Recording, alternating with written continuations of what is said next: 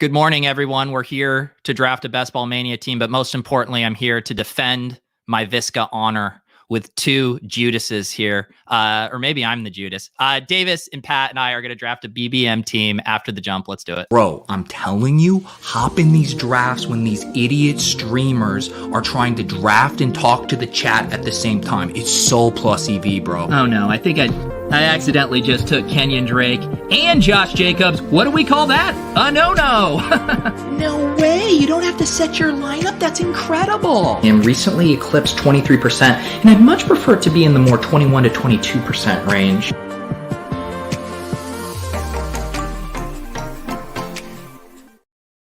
It's never good when I can tell Pat is setting up a visual bit while the intro music is playing here. We see your shirt, Pat. Jeez, my camera's all messed up here. Sorry, guys. What are you doing, Pat? Yes, I am. I need to get my Visca shirt out, or maybe I should send it to Davis since you're the Visca truther now. I mean, I never intended. Like, I kind of enjoyed it being a group bit. You know, Gretsch was in on it. It was like kind of like our thing. Like kind of like of our weird little corner of a super niche market of the internet. Like it was kind of like our thing. And Pete, honestly, I feel a little bit betrayed. Like I feel like you dropped Patrick Laird off of a dynasty team, and now you are like using weather stat No, to justify get out of here. drafting Laviska. So it just kind of hurt my feelings, like as a friend, a little bit. Here, let me, before we jump in this Best Ball Mania draft, I am going to defend this take. Okay, and I am going to concede a little bit here. This is what I will say. I am max entering the Best Ball Mania 2. I am approaching my teams from a portfolio standpoint. I'm barely reaching on anyone.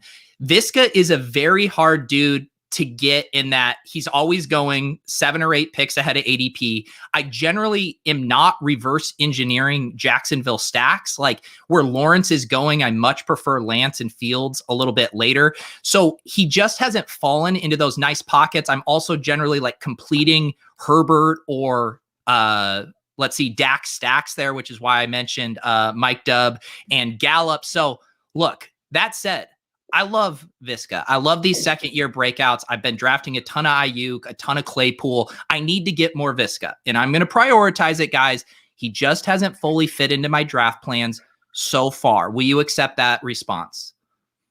I accept it. That was conciliatory. Yeah, I mean, I would have much preferred that to be the original take because I'm ending up in these spots too.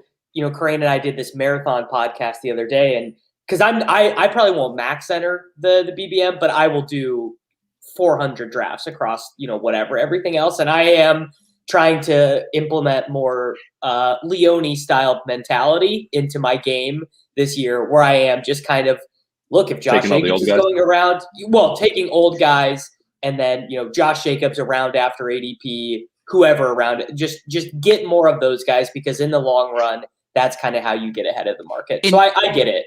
And the other thing is too, like this is an example of a draft this morning. I got Herbert at pick 92 now on a team with Keenan, where I had the restraint to draft Gallup and not complete my stack with Herbert there, and then he falls. And it's just like, we've talked about this on ship chasing and stuff lately. I think that is now the thing. Like the opportunity cost right now for drafting some of those quarterbacks is pretty big. And Russ and Herbert and Hurts are often slipping a decent amount. Yeah. And Eric Beinford just had another good podcast on how not completing stacks can actually leave you with a team with higher upside. He's generally talking about not completing them with like Darnold, even if you have Moore and Robbie Anderson. But, you know, Leone did some good work on, you know, stacking and not reaching. So I think you're right. I mean, you're taking away upside if you reach for the guys that you love, because then they never fall to you. All right, we did hop in the draft. I recognize a lot of names. You guys are sickos. Pat and Davis, I don't know if you've seen any of these Monday streams, but it's mostly all guys from the chat, and they're just brutal drafts where wide receivers go off the shelves as if it's like Y2K and the power grid is going to be shutting down all wide receivers for the rest of eternity.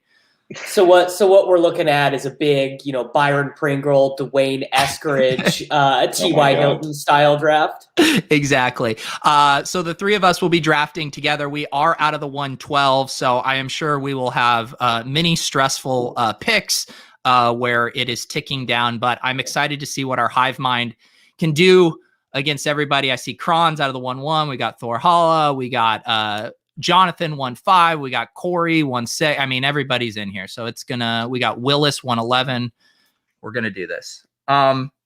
What have you guys been doing from the turn in these? Because I feel like the most common start is a running back wide receiver start here. You're often able to get one of those guys.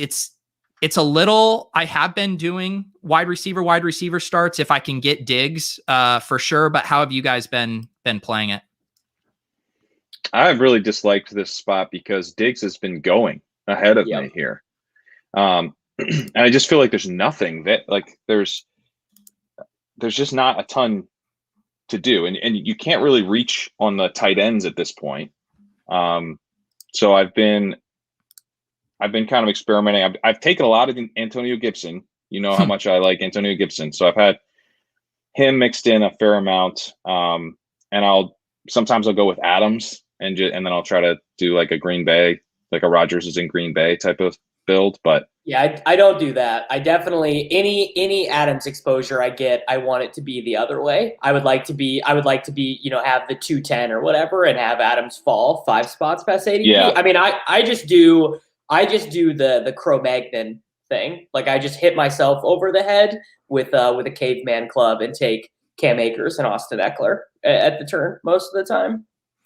I have a really hard time going to running back starts right now, unless I'm getting like a huge value on them, especially in a draft. I'm telling you guys, at every point in the draft, there's going to be a running back that feels palatable in this draft. I'm happy to go wide receiver. The problem is now Diggs and Hill go off the table here. I'm not opposed to a running back wide receiver. I just think we probably in this room don't want to go double running back. So honestly, in this room, I would also go wide receiver tight end. Yeah. I mean, how about this? Are you guys good with Ridley here as one of our picks?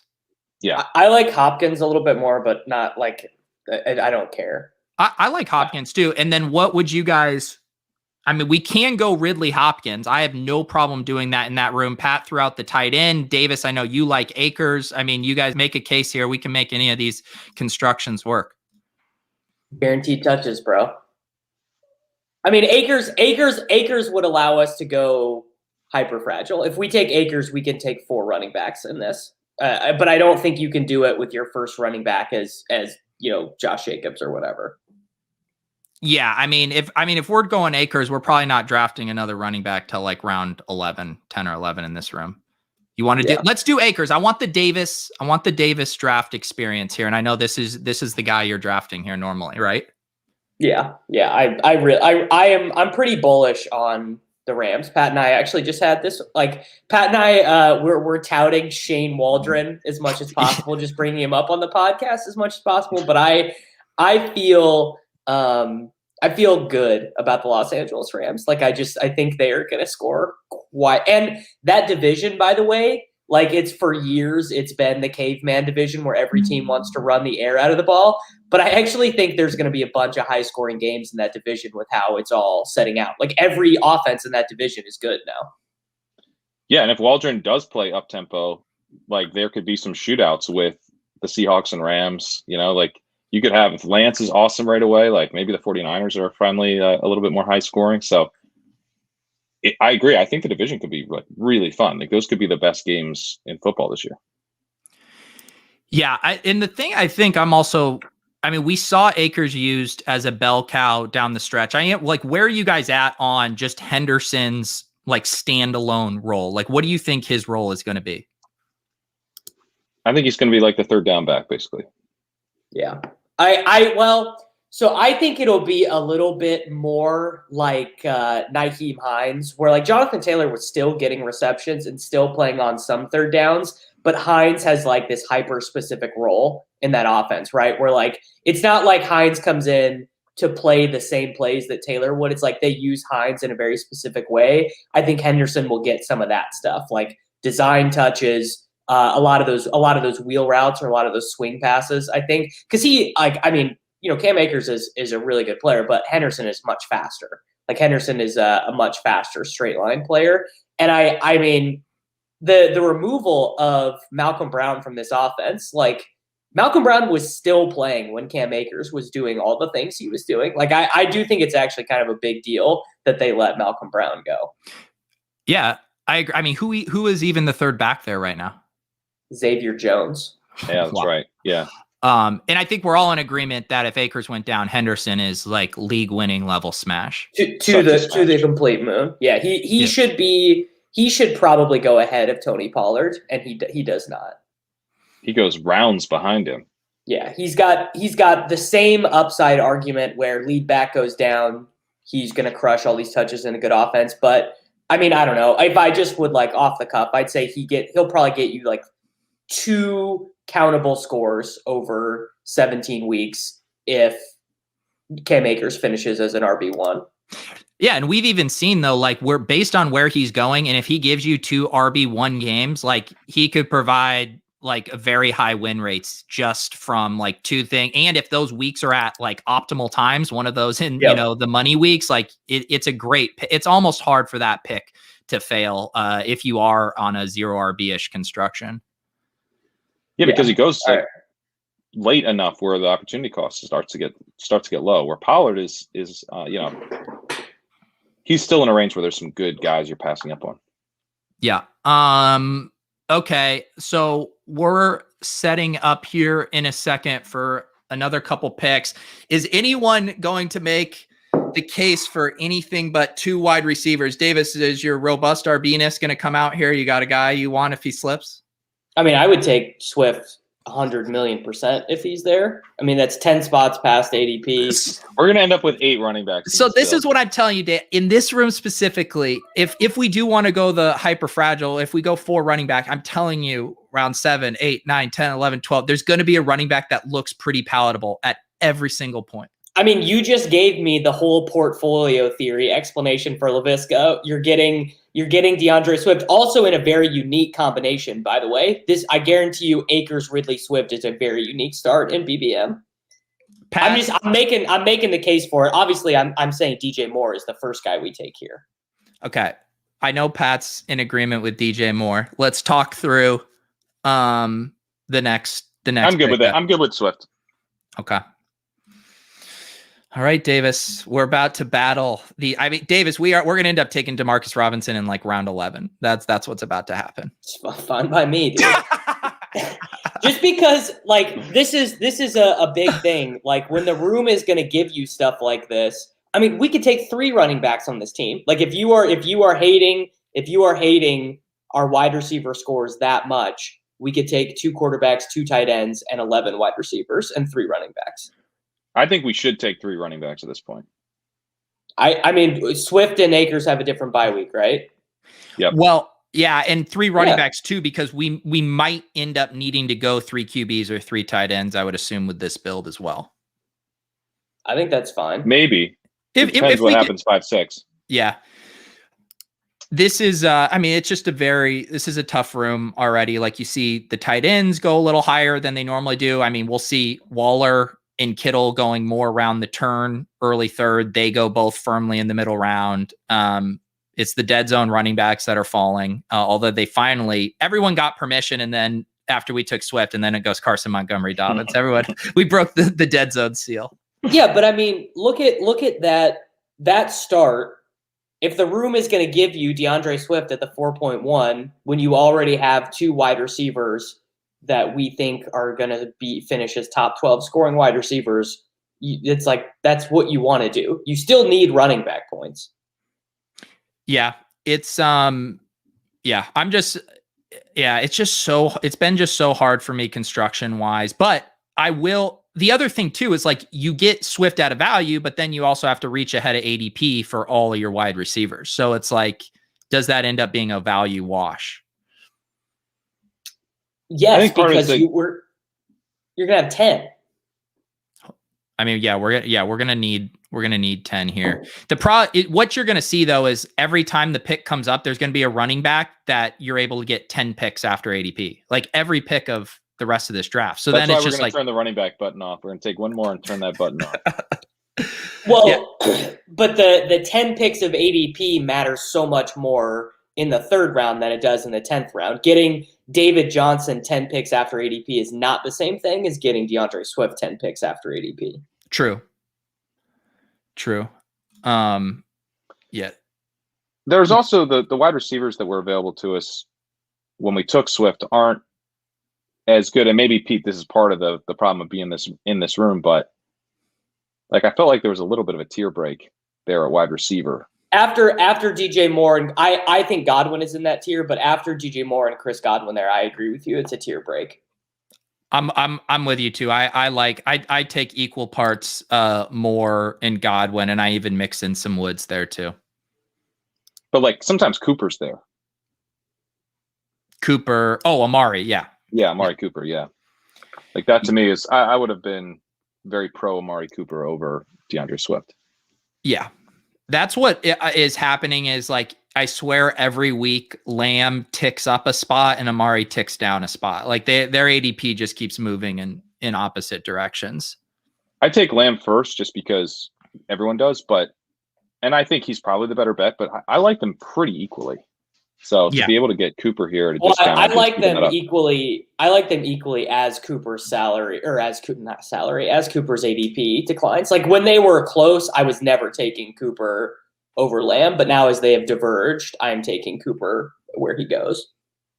I was taking there was a period where you could get like Lamb at like the 310, 311, and then try to get Cooper on the wrap.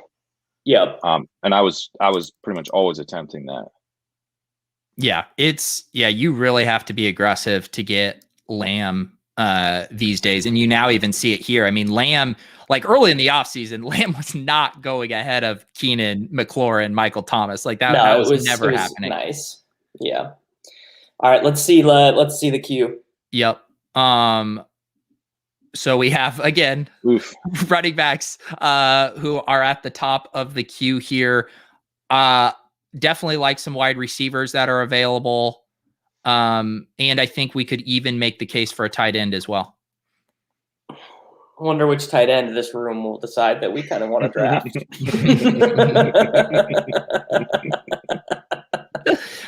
I will not. I refuse for either of you to try to make me take Mike Davis. I know how much Davis loves Mike Davis here. Yeah, how yummy are you right now, Davis? No, we are good now. We have two guys who we anticipate combined they'll catch 90 passes. Like we are good at that now. We have lots of options. So I think we should take one of Andrews or Hawkinson. I don't care who your guys' preference is. Yeah, I don't know. One of them seems a lot better than the other. There we go. Let's get who did you want, Davis? Mark Andrews, dude. Okay. I think they're both similar bets. I don't know. I was Hawkinson over Andrews for like a week, and now I'm back to Andrews. And then I think we take Robbie, or is Lamar there, or did Lamar go? Lamar went. Yeah. Okay. Yeah. If I was on the board by myself, I'd take Robbie here. I'm also open to Odell if Pat feels strongly. I'm good with Robbie. Okay. I think that offense can be like insanely condensed. Samuel left a lot, and I don't know that Marshall's really the guy to scoop up a fair amount of what Samuel was doing. So I think the most natural replacement for the gadget stuff is DJ Moore, who we also have. I'm hoping that DJ Moore's there, but we have both guys now, so we're gonna get like 80% of their wide receiver scoring. Yeah. And that sets us up good to do a 3-quarterback team. I would say we are probably angling towards doing a 3-quarterback team now, because when we get back up on the clock, Herbert and Russell are likely to be gone. Yeah. And I wouldn't mind. I've been mixing in those teams way more now, starting with a Fields or a Lance as my first QB.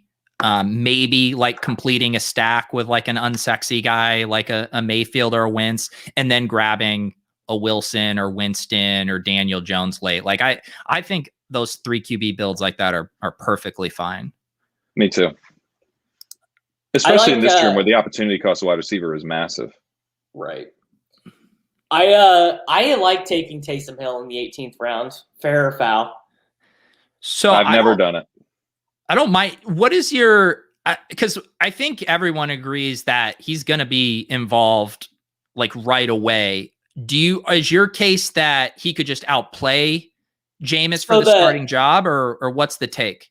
So the original take was Jameis is the guy you should be taking in the 18th round, and I made that bet with Bime 4. And then I was just, I just was kind of thinking about it, and the people were, obviously adding me on Twitter and stuff, and I was thinking about it, and I was like, well, actually, Taysom is the runner. So if either one of them is the full-time quarterback, Taysom probably has the better. Taysom honestly probably has both the better median and the better ceiling in that outcome, because Taysom will run more. And then, on these builds where like maybe you have Trey Lance and you take like Zach Wilson or something like that, or Trey Lance and Big Ben or something, he might have a random 15-point week, like, I don't know, catches 2 passes, runs 1 in or something, just like, kind of just accumulates, even if he's splitting time with Jameis. And those points might, specifically on Trey Lance teams, those random contributing weeks might actually matter, basically. I could also see like Taysom Hill being the guy to close the year if Jameis just bombs and throws a bunch of interceptions. So for like the actual playoff weeks, maybe Taysom is the more likely guy to help you. Yeah. Yeah, I definitely don't mind it. I also love New Orleans playoff schedule, and I have been drafting a ton of Jameis, and I should probably start. I'm still okay with like 75 to 80% Jameis there, but I should start, one every 5 drafts grabbing a Taysom as part of that. Yeah, I mean, I had no Taysom at all to start, and I was grabbing Jameis every once in a while. And to be clear, like I do still think Jameis has a gigantic ceiling. Like I do think like the swashbuckling Jameis still exists to some degree, and playing indoors, and like they do have good skill position players. And I mean, like if he's not turning the ball over and he's still doing everything that Jameis does well, like he's gonna earn more playing time. If he starts having a bunch of turnovers, Sean Payton's gonna be like, oh hell no, like I'm bringing in Taysom Hill for half the snaps. Right. I think Jameis has the higher ceiling. Like if you're talking about like 90, 95 percentile outcomes, like it's Jameis. Jameis is the guy who can like be a star in this offense. But stops turning the ball. So I think you're right throwing the ball, but isn't there a season where Taysom scores like 14 rushing touchdowns though? Like maybe. a la Cam Newton. I mean, if you think that is not happening at all, like if you and I mean Taysom is, I think, 31 years old. So like maybe they're not, and maybe also as like a pure, like if they're heading into the season with Taysom as the starting quarterback, they use the rushing stuff less. That's possible. Yeah. Yeah. And it's just like I feel like if you're grabbing like a Traquan and a Troutman and you're setting up that, like you have to go Jameis, because Jameis is the only one capable of supporting those pass catchers. Yeah. If you just have a Michael Thomas or an Alvin Kamara share and you're wanting to grab it, then I think maybe Taysom makes more sense because you're not betting on the whole offense exploding in that case. I think you could even go naked Taysom at the end. Sure. Yeah. Especially as your third quarterback. More often I am doing Taysom naked. So let's see Marquise here, guys. And Devontae, right? So I'm definitely down with Marquise Brown here. I'm just checking the lay of the land. I mean, again, I told you every point of the draft, if we did want to do Chase and then just like be done with running backs, like we could attempt that. Pat, what are your thoughts here? No, I don't like the Chase. I would go Mostert if we went running back. Yeah, I agree. Mostert could be an actual bell cow. We could go. I was going to say, is there any quarterbacks here, or are they gone? No, Herbert and Hurts are here. I might go Hurts. I don't love the wide receivers. Yeah, I like going Hurts here. Okay, we can go Hurts. And we got that loads in our 18th round pick if we want to reverse engineer. We already know who we're taking with our 18th round pick. Well, and also with this build now, we don't have to go 3 of anything. Quarterback. Yeah. We can that's true. That's why point. Yeah. We got the last guy that we can do that with. Well, Herbert, but I will say we are going to have to pay the wide receiver Piper at some point, and we are not going to like what we get in return for the money we give the Piper. I mean, we're going to have to take Dwayne Eskridge in the 15th round. Yeah. I'm okay with that. Let's see. Any other interesting builds that we're seeing here?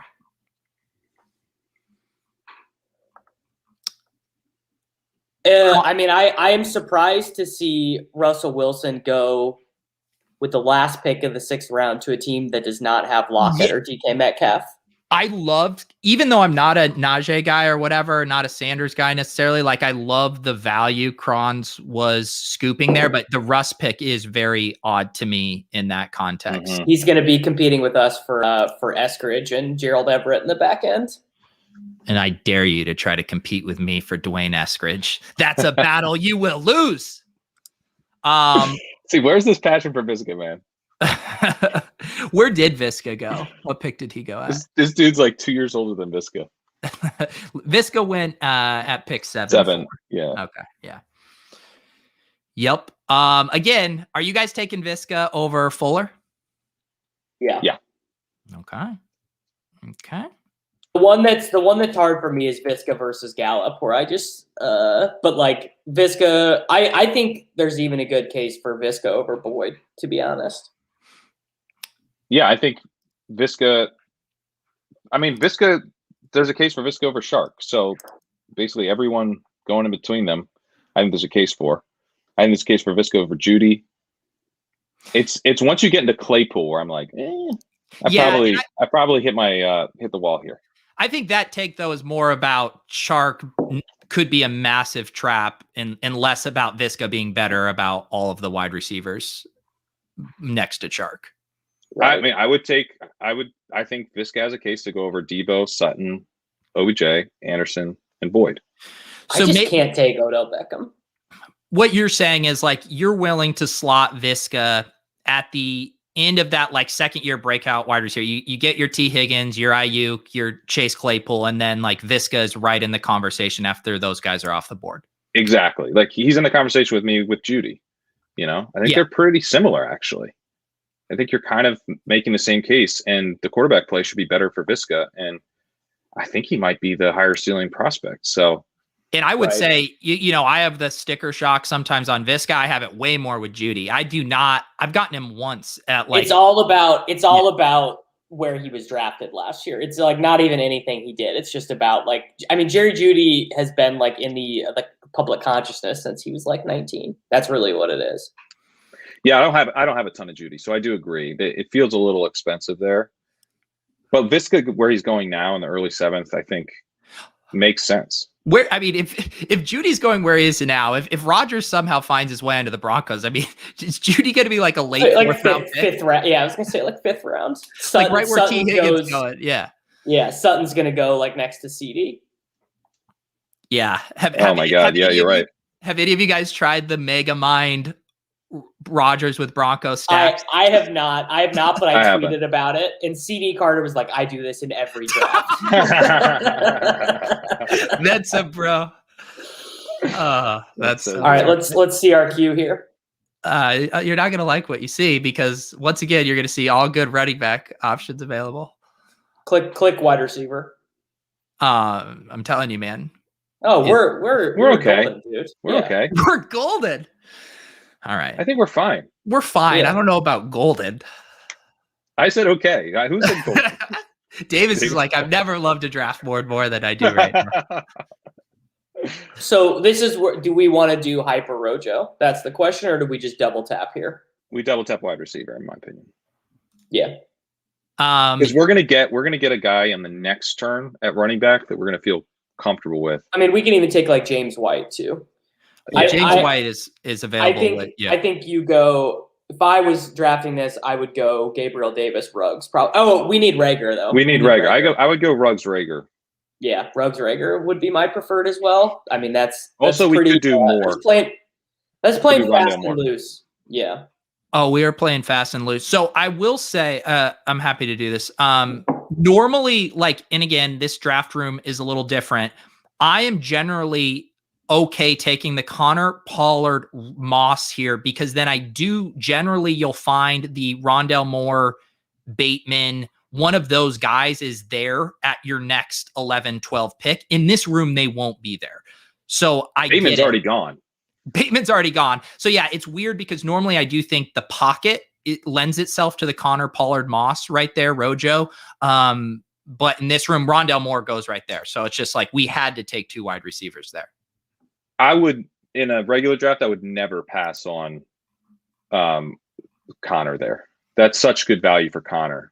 And I usually need, no matter what my build, I almost always could use a running back right there. So, but yeah, I mean, it's a different room. We had to go wide receiver. Zach, you could watch the entire 24-hour SFB podathon, and the 3 of us aren't going to draft Sam Darnold. It's not in the plans. Oh, I might draft Sam Darnold. Yeah, I've drafted Sam Darnold. I'm completely content, even on Robbie and DJ teams, to just have those guys, and I'd rather take a shot on Zach Wilson over Darnold. I don't know. Me too. Well, in this build, I don't want him, but I've taken him on 3. I don't know. Teddy did not play well and was still serviceable because of how good everyone in that offense is. Yeah, I just feel like those points are pretty replaceable, and I don't know, the upside seems capped. The whole point, and people have lost this, by the way, as best ball content has become more and more galaxy brained, people have lost the most base reason why stacking works, which is that the spiked weeks are occurring together at the same time in the same week.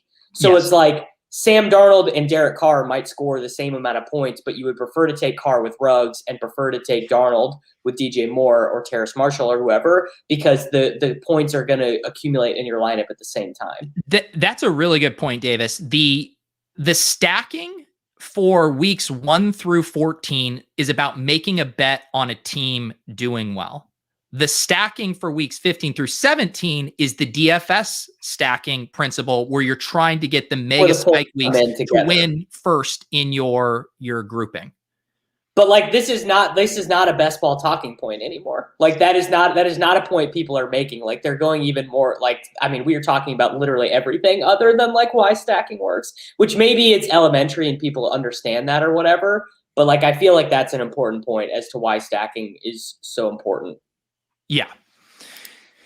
No, and I do think that is, if you are getting, you can look at Carolina's schedule. Okay, they're at home versus Tampa Bay in week 16, and you get, Darnold throwing 4 touchdown passes, and 2 of them are to DJ, 2 of them to Robbie. You're advancing in your grouping there because of that week 15 stack. Obviously, that's a 98th percentile outcome, but that's what we're drafting for anyway. Yeah, you got to string those together.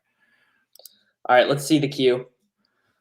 The queue, once again, this is what this draft room does. They say, oh, you want to draft running backs early? Well, here's some Melvin Gordon and Leonard. But I feel like even considering how much this room sucked up wide receivers, I feel like this is we have our 2 guys who we think are going to see 300 targets combined in Ridley and Moore. We have our spiked week guy in Robbie Anderson. We have our spiked week guy in Ruggs. We got a stack. I love Hollywood Brown. I feel like this is a good grouping of players. This is a prefer these guys in best ball team. Rager, Ruggs, Marquise, and Anderson. It really is. Yeah. I definitely like some of the running back options available here. I think AJ Dillon would be interesting. That's an evergreen comment. I'm telling you, it is. This is, the wide receiver has gotten very gross. I think we did miss out on Gabe Davis. I would be okay with Emmanuel Sanders or Traquan Smith here as well. Those guys stand out to me. Should we go Terrace Marshall and just do the whole thing? No, it's too much. I like the running back options here. I honestly think Cole Beasley is actually a pretty good pick here. Will you check tight end, actually? You prefer Cole Beasley over Sanders? Yeah. Sanders is 34 years old. Fine. I don't. Do you guys? I think AJ. He's having a temper tantrum. What's going to happen? He's going to. I think Hines is the best pick for us here because we are going to be needing like this team just needs a random weeks. I mean, I don't know. It's probably either. Both of them are probably fine. Pat, say Dylan or Hines here. Dylan, 100% Dylan. Okay. Then what do we want to do here? Do we want to go with a wide receiver? Galaxy Brain, Aaron Rodgers, backdoor, draft KJ Hamler. It's so early. I would go Jacoby Myers. I like Jacoby Myers. Okay. This is how many picks ahead ADP did we just have to take Jacoby Myers? 40 picks ahead ADP. He's a value in the 12. This my portfolio brain is just like is about to short circuit taking Jacoby Myers 40 picks ahead ADP. I mean, what else are you supposed to do here? Yeah. I mean, that's the one thing about like too, when you realize like fantasy content is like people talk about players and teams, which again, I know this is the only way to get your point across. It's the hot takes, but it's as if you are doing one draft to save the world. You know, that prop. Yeah. Like, you got to take Jacoby Myers for, it's like, guys, we're all doing like 400 drafts. Like you can spread these bets out. This is also what happens too. Just this is a natural thing when you're drafting with three people. Is you end up kind of middling some situations because it's like someone throws out something, the other person they're like, oh, why don't we just do this instead? And then you end up taking. This is pretty close to a team that I would draft, with the big difference being I probably take Rojo instead of Ruggs at that spot. Yeah, I agree. That pocket I would have taken probably Rager for the stack and a running back. Yeah. But we just knew that was going to leave us in a terrible position in this room. Another guy that I'm sure I'll mention, and someone will snipe him for kicks and giggles, but I say we can pencil in Travis Fulgham for one of our super late round picks too. I already said that. I said we already know who we're taking with our 18th round pick. Well, yeah, but you misspoke when you said 18th round. It's going to be a 14th round pick. Yeah. Oh my goodness. In all honesty, we probably should take him on the next turn. Oh god. I mean, that's taken a bit too far. Yeah, it is. You point to wide receivers on the next turn and tell me confidently that you like them more than Travis Fulgham. I mean, if D-Rob or Byron Pringle is there, it's not going to be hard for me. You guys are in like this game of like one-upsmanship of which of your guys can you get as early as possible. Fulgham is not even one of my guys, but Fulgham is kind of one of my guys. Like I think I guess the difference is I actually think he's pretty good. I do too. Yeah. I think he could be pretty good. I think he's one of the better late round wide receiver options for sure. I mean, and he's such a nice stacking partner with Hurts, and he's so cheap. I mean, normally you get him in the 18th round, no problem. The other benefit of him too is like whether you're drafting off ADP, whether you have the ETR rankings or whatever in there, people are drafting the same guys over and over in the 17, 18 round. Fulgham is outside of that hive mind ADP ranking where he's gonna be lower owned, much lower owned than, let's take a guy like, I don't know, who's another guy that always goes at the end of drafts. I guess an Eskridge or a Diami Brown or whatever. Like Fulgham's gonna be significally lower owned than those guys. For sure. Although I'm taking Diami Brown well ahead of that. Draft. 13th round, yeah. Okay, we are almost on the clock here. I see a ton of wide receivers. We could skinny stack. I saw Blair mention this. We could skinny stack Matt Ryan with Ridley if we wanted to. Oh, I want to do that. That is very good value, and I think I'm okay with that. And then we only have to take two quarterbacks, and we can take another wide receiver. Yeah, if we get Ryan, we can be done at quarterback for sure. And do the Patriots tight ends have a different bye week than Andrews? I think we waited tight end. That's cool. Yeah. So we could do Madison and be done. I was gonna say if we want to just do Madison, I prefer James White straight up. So with this build though, I feel like we need a pass catcher. We don't have our satellite back here. So if we don't do Madison, then I think we wait on James White. The question is then what receiver would we want to take here? Or do we want to go I mean, it's so honestly, gross. it's Eskridge. Yeah. Where is he? He's Right down there. there. Oh, No, or we could just do DeMarcus Robinson for fuck's sake. Just get it done. Wait, who are we taking? Let's take Eskridge. I mean, Eskridge, I think, probably has more spiked weeks available than D-Rob. D-Rob, the last 2 seasons has been like 2 spiked weeks a season in the most plush environment possible. So that's why I have 41% of him. Let's check in on our. So we're the bull case. We're at 2-3-8-1 right now. We're done at QB. We only have to take one more tight end, one more running back. So we're going to go. That'll be 15, 16. So we're going to get to 10. We're going to be 2-4, 10-2, right? 2-4, 10-2, yeah. Yeah. Yeah, I mean, it's pretty interesting. Like, at this point, the people who are taking Jamison Crowder and Brian Edwards, 100 spots ahead of ADP, it's just like, I don't know, probably you should be taking some running backs there because the running backs are better values. Crods thinks our Eskridge pick, the guy who reached for an unstacked Russell Wilson, thinks our Eskridge pick is gross. He got Everett and then took Perryman over Eskridge because he thought he'd be able to come back around and get it. And what did rollback? Yes, good luck competing for Dwayne Eskridge with us, buddy. I like that. ADP is a social construct draft. I mean, he ain't lying. That's right. That's the next evolution of Megamind, getting unique builds by reaching 4 rounds ahead of ADP for everybody of your players. Pete, I brought that point up. I brought that point up to Herzig when I did a show with him. How did that go over? He was like, well, not a great idea.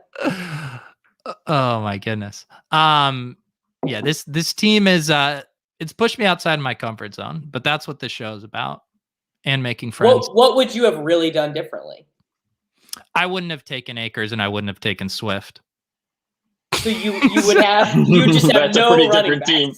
You just have no running backs. You'd be sitting here with Travis Etienne as your first running back and AJ Dillon as your second. That's what all my teams look like, Davis. They should come up with like a name for that. Holy cow. I feel like the only thing about coming up with a name for that is it like might be kind of like controversial and like what if there's all kinds of like different variations and no one can agree on what exactly it's being called? I feel like that could be messy. That's true. We have to just nail it. We have to make sure it literally makes perfect sense. Otherwise, people might be mad about the name. Yeah, because my concern would be people would stop kind of talking about like what the strategy is implying as far as how like values in drafts fall, and they would be kind of more caught up in the semantics of the name, which is ultimately meaningless. But I'm worried that the discourse would kind of center on that. What, you think people might be like more obsessed with counting to like 1 rather than the underlying principles philosophically based? I just think the way people act on Twitter, like no one actually wants to engage with like kind of interesting ideas. They would rather just like come up with different names for things. That is a pitfall we would avoid. Davis has been muted this whole time while Pat and I do this bit. I've never drafted a running back. Okay. We are about to be on James White, Jared Cook, I think. Let's see here. What did James White win? Yeah. I like you. Probably we just wait to take Daryl then, and then take Gio. Jarwin or Hoop. Yeah, Gio's same thing. Does he have a different buy? Hang on, let me make sure I get Gio in here. He might have a different or the same buy. He has the same buy. We don't want him. Take him out. Unclick. Yeah, well, it's too late, guys. Damian. I'm getting Hamler.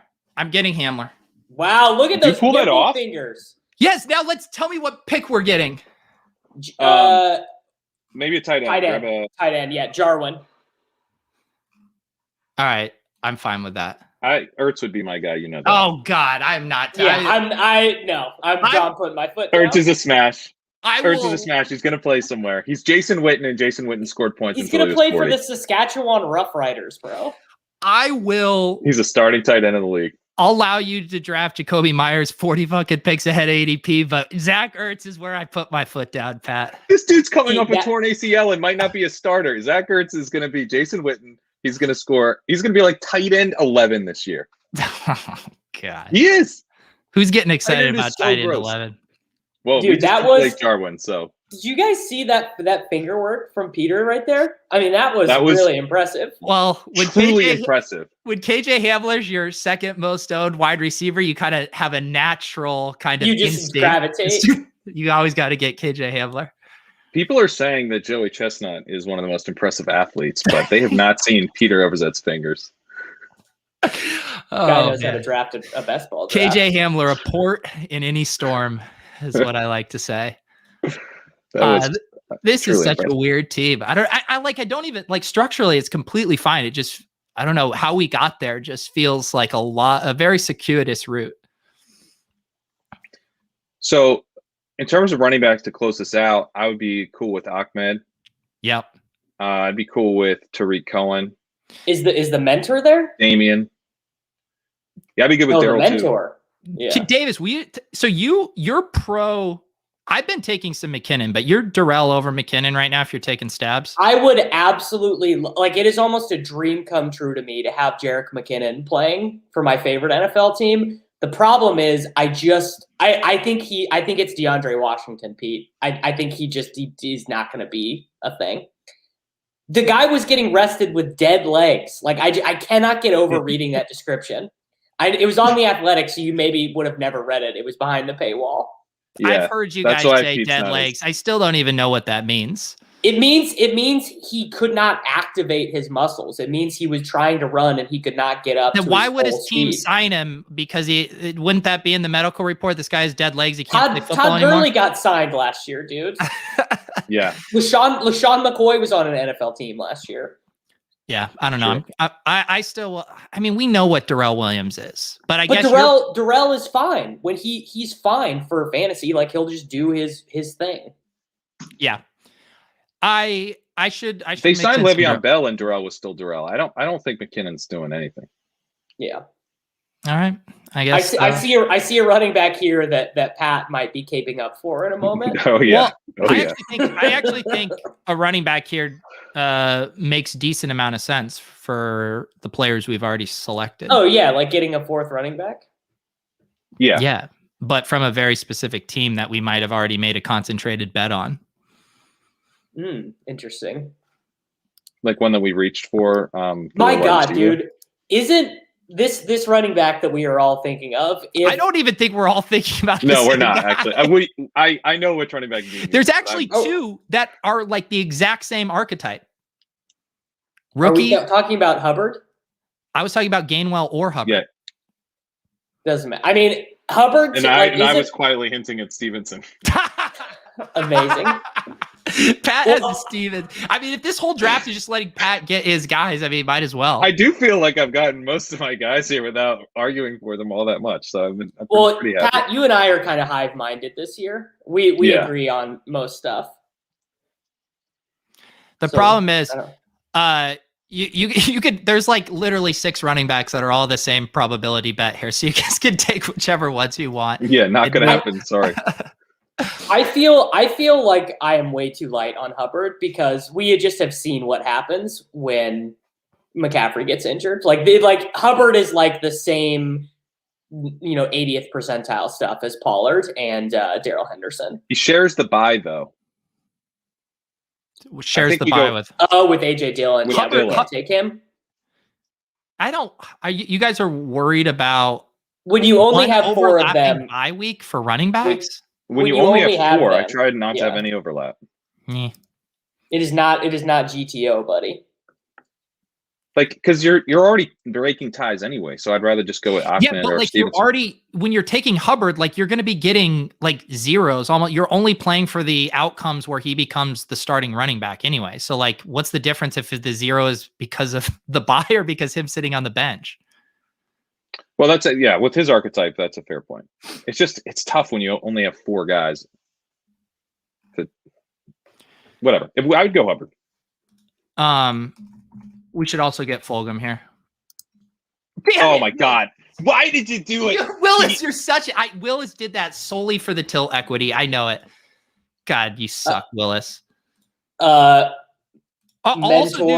Do you guys want to do? I'll do Ahmed. Justin Jackson. Pat, let's start doing it right now. Justin Jackson. Let's implement it. Ahmed is such a better bet than Jackson. I agree. I pretty hard disagree with this. What? Pat, like Jackson or Davis, Jackson's the third. Let's do this after these picks. Yeah. What's our wide receiver we're taking? Is Pringle there? I'll give you Pringle. There we go. More snaps than Hardman. Jackson's he's the third running back there. Like Ahmed is going to be in. Is he number 2? I mean, is Joshua Kelly just going away? He did last year. There's bench for Kalen Balaj. Yeah, it's unclear who the number 2 is, but the problem is that they're keeping probably 2 of Kelly, Jackson, and Roundtree. And so you actually do. I've actually decided to cool off a little bit on my Justin Jackson exposure because I like Justin Jackson the most of those guys. I think he's definitely the most talented, but it's not out of the question that he's cut. So I don't. I think Kelly is much more likely to be cut than Justin Jackson. I just want that on the record. I think that's fair, but like Ahmed he has like a 0% chance of being cut almost. No, he doesn't. They have so many dudes. They have a lot of guys who can play running back on that team. Who is pushing Ahmed? And don't spin this as me abandoning our Laird. I'm not, but they have. I will go pull it up right now. Malcolm Brown. If you have to look up who's pushing him for names or for carries. I had to make sure that this guy's first name was right, but it's Jared Dokes, and supposedly the team really likes this guy. I guess I haven't got around to that Athletic article yet. But I so have like a lot right of Jared now, Dokes in Dynasty, I will say, but I don't think that they're going to cut Ahmed, who played well last year in NFL games, to keep Dokes. I mean, you can keep Dokes on the practice squad. He's 7th-round pick. Is Ahmed? Does he play special teams at all? No, that's our Laird. Ahmed's going to get 30% of the backfield touches out of the gate and would be like a top 24 running back if Gaskin went down. I'm pretty sure Malcolm Brown was signed to play ahead of Ahmed. I feel decently confident in that opinion. Do you have any Brown? I can't stomach it. No, because I think even if Gaskin were to get injured, Brown would. It's this thing we see all the time. The third down blocking veteran guy stays in his role regardless of who the other running backs are. Right. He's Dara.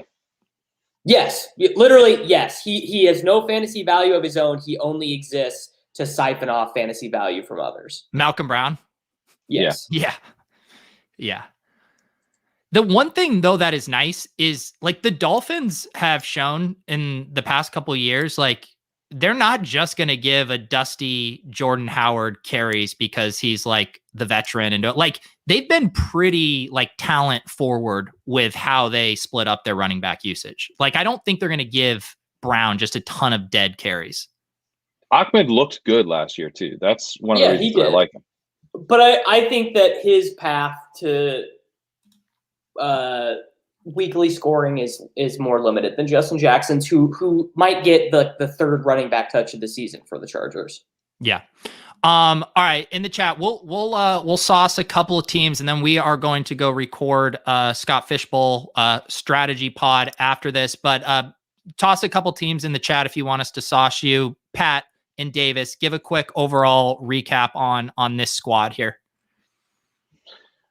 I think Akers is the one that I wish we didn't go Akers and we had gone with a wide receiver, just because the running back value. Like, if we had gotten Swift and then like a Connor instead of Ruggs or a Rojo instead of Ruggs, and sub out Ruggs for a first-round wide receiver, I would have felt a lot better about the team. But otherwise, I think we did pretty well with like a really weird draft room. You know, I know you're used to this, Pete, but I am not. Davis? No, I think having a running back who is going to score 250 points if he stays healthy I think you want to do that in pretty much every draft. So I don't feel bad about it at all, especially because Swift, who, yes, we got a discount his team is going to be bad. We know Jamal Williams is going to be in there a little bit. And like, I know we're drafting like every pick is correct or whatever, but I do feel like, what's your guys' favorite nomenclature for first round running back than lots of pass catchers. What's the preferred nomenclature on this show, Pete? It's really, I'm too fucking exhausted to even give a shit about. I literally say one good running back and then I draft a bunch of wide receivers. And like, because that's my preferred strategy. But if Swift, CEH, I call it whoever, one elite running back, because that sort of goes to what you're trying to do. And I do like Jack Miller's the strategy, which shall not be named. But to be honest, I still throw out modified zero running back because it tilts people. That is my preferred nomenclature, because it gets at the heart of what Sean's original strategy was, which is wide receivers score more points than running backs and get hurt less often. So that's my preferred. And had I been doing this team, I would have taken Hines instead of Dillon, and I would have taken probably a running back over Jacoby Myers. So I probably would have had 5 doing this team.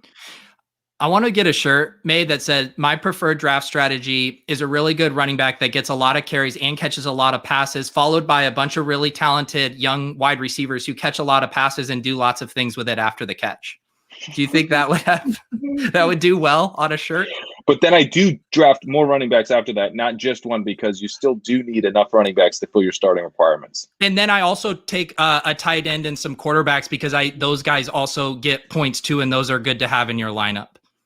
And sometimes I do different things depending on how the room falls, because it is important to play it based on your draft. But I just do generally have a structure that I am trying to hit in most drafts according to most situations. And sometimes, like, you're in a home league and you also have to draft a kicker and a defense, and it could even be an IDP league, in which case you do probably want to draft a linebacker that's going to get a lot of tackles. Where can I buy this shirt? Okay, so we'll look at a couple. I saw Best Ball and wanted us to look at his team here. Mahomes and Wentz, Chubb, Dobbins, Jacobs, Sermon, McKinnon. Someone always scooping up these running backs that don't catch passes in these drafts. It had to be someone. Tyreek Hill, Sutton, Hardman. We get the double stack there. Marvin, T.Y., Crowder, all the old wide receivers. Nico, Pascal, triple tight end. Gesicki, Tunyon, Cook. Thoughts here? I literally refuse to take Robert Tunyon. What's that, Davis? I refuse to take Robert Tunyon. I took him at pick 150 the other day because he fell big time, but otherwise, I have not been taking him. What were the running backs on this team? Running backs: Chubb, Dobbins, Jacobs, Sermon, McKinnon. So 4 guys who aren't going to catch passes and a guy with dead legs, I'm told. I do not. I'm sorry, but I do not like this team. I think this is what happens when you take Mahomes. Because I'm like, what's going on? I disagree. I disagree that Mahomes is the problem here. I think that structurally, pick 33. That's not a problem. I would not do it, but I disagree, because I hear this from Leone all the time, that like Mahomes teams are bad and you're sacrificing stuff, and like at the end of the day, having Mahomes on your team, especially like if this team gets through and you have a Mahomes team in week 17 and he's just like doing Mahomes things, that's an edge. But I think structurally he's fine, but I don't like the players he chose. Like it's like a micro level. I don't like the players he chose. To me, the mistake here is Josh Jacobs should be a wide receiver. If Josh Jacobs is a wide receiver and you go 4 running backs, 9 wide receivers, and you're getting, I mean, who's going to be there at that pick? You're looking at the Ayuk, or maybe not in this draft, but even then, let's just say a Visca, like anyone in that rate, like you swap that out. And then I think this team looks much better. I don't think you need the 5 running backs, and you don't want, Marvin Jones as your wide receiver 4. I mean, and Mecole Hardman is your wide receiver 3. I have a lot of Mecole Hardman, but you don't want that. Yeah. I think this is also just one of those kind of lessons that I've learned too, with like going out of your way for the stacks. And because there are, in a room like this, it's not inconceivable that you could have gotten, and I would have to look at the exact draft board, where Mahomes could have slipped another round in this draft, especially if you're the one that drafts Hill already and the Kelsey guy isn't on the Mahomes side. I know there's additional factors, but I just try to get those stacks more at a discount in general. Let's see. Someone else wanted us to look at their team. We'll do one more. Nick NC22. Then we are going to get out of here. Justin Herbert, Zach Wilson. Oh boy, here's the 0 RB team. Fournette, Drake, Jamal Williams, James White, Phillip Lindsay, Ty Johnson. Look at that headshot. Messes up the. It is so funny. weird. And I have a lot of Ty Johnsons. So I'm always like, what the heck is going on? So we do have the 0 RB team here. Stephon Diggs, Amari Cooper, Lockett, Claypool, Samuel, Mike Williams, Elijah Moore, and then Rondell Moore here with the nice reach in this room, and then Waller and Jonnu. So pretty dominant at all positions except running back. These aren't necessarily my preferred 0 running back targets, but he got massive discounts on Fournette and Jamal Williams specifically. And Jamal and James White are both guys I really like for these style of teams because they should catch Pat. The problem with this group of players is it's all guys who I don't think have a path to scoring that many touchdowns other than Fournette. That's my thing with it too. Like I have zero problem with 0 RB builds, but I want the AJ Dillons, the Tony Pollards, the Darrell Hendersons, the guys that can realistically be a top 5 running back through the fantasy playoffs. Which of these guys can be a top 5 fantasy back weeks 15 through 17? Yeah, it would just be Fournette and James White, I think. I mean, James Jamal White Williams can't be a top 5 running back. If Mac Jones is a good quarterback and the Patriots decide to throw the ball, he can be. He can James be. White has done things like that. But in a half PPR, James White has no path to top 5 running back. Davis. He'd have to score a bunch of touchdowns. But James White has done it though. Like James White, I think he's finished like RB7 for a season before, right? But not in half point. I mean, I think Jamal Williams could get you those weeks. It takes a Swift injury, but so does the Pollard and so does the Henderson. I think I generally agree with it, with your point about it kind of lacking the upside. But at least like Drake is a clear handcuff. You got him at good value. I think part of this is that like I'm not used to seeing these backs go so late, because I don't hate Fournette and Drake at the prices. I guess I just have never been in a position where I'd actually take them. Yeah. All right, we'll do one more. RKFD, everyone wants us to sauce him. Let's see what he's got going here. Lamar and Darnold. Imagine taking Sam Darnold, I mean. Alvin Kamara, Javonte Williams, Ronald Jones, Madison Gainwell, Michael Thomas, Cup, Fuller, Cooks, Bateman, Corey, Marshall, Edwards, Tony, Kittle, and Ertz. This team looks solid to me. I'm still probably only going 4 running backs with Kamara Williams start, though. Yeah, but like it was like a lot. Yeah, but this was like Kenny Gainwell or Cornell Powell. Like, not gonna. Don't slant. Did we end up with Powell or did we end up with Pringle? We took Pringle. Okay. But I agree. I mean, the Gainwell pick, like if you just ignore that because it is so late, it's properly constructed. I mean, Pat is just fist pumping this team because it got Zach Ertz. I was just gonna say Pat is it's rock got hard. Zach Ertz. It's got Zach Ertz. It's got Rashad Bateman. It's got Ronald Jones. Like I was a lock to love this team. It's got 2 tight end ones per Pat Kerrane. Pat, when are you gonna write the article? When are you going to write the article at NBC Sports Edge that's titled "Zach Ertz is the skeleton key to 2021 drafts"? I'm sure Roto Pat will let you pen that one. Yeah. This is a nice team. This is I enjoy it. This is a very nice team here. I'm curious too where, I mean, you got Darnold at pick 212. Again, I would probably prefer to go with like a Jameis or even try out the Davis Taysom strategy here with you when you have MT and Kamara. I think Jameis would have been nice, but I assume he was gone when he got him. But otherwise, this looks very nice. I don't have a single share of Kadarius Toney. I should probably get a sprinkle of him. I've started taking him ever since Pat's article about rookie wide receivers, like first round rookie wide receiver going in the 17th round. Yeah. Yeah, he's probably worth a little sprinkle. Yep. Shout out to Chris, had a massive bank on Underdog Pick'ems last night. I think it was like 50 to win 1,000 or something in that range. Right. So congrats, dude. Awesome stuff. We do mainly talk about the Underdog best ball because we all have an obsession right now, but the Pick'em games are very fun. I should also put in a plug for the randomizer boxes. Those have been selling well and going to drop those in the mail tomorrow. And I will say, if you haven't signed up for Underdog yet, you can essentially so you sign up for Underdog, you put $10 on, you use promo code Pete, you get $25 added to your account. That's a Best Ball Mania team. You buy randomizer box for $50. You get a $25 Best Ball Mania team. So now for $60, you already have 2 BBM teams. So for $10, you're basically getting the box is basically what you're getting. You get all the shot glass, the ball. Should I bring you one of these in New York, Pat? You want a randomizer box?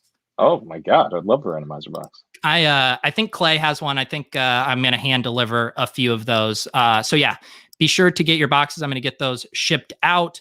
And any other plugs here? We're going to go record an SFB pod. Pat and I are doing our ship chasing minisodes for our FFPC main event draft. All kinds of stuff going on. Davis, what about you? Yeah, just the normal stuff. Sports Grid, Fantasy Football Podcast, the Takecast, all that good stuff. Yeah, the Scott Fishbowl pod hopefully will be illuminating. I actually already made my first pick.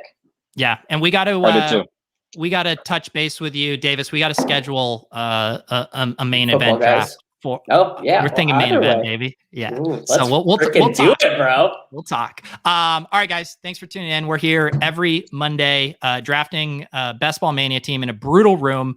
Seriously, will you guys all go away and let the fish draft with me just one of these times so I can like my team? Just kidding. I love you all. We'll see you on Monday.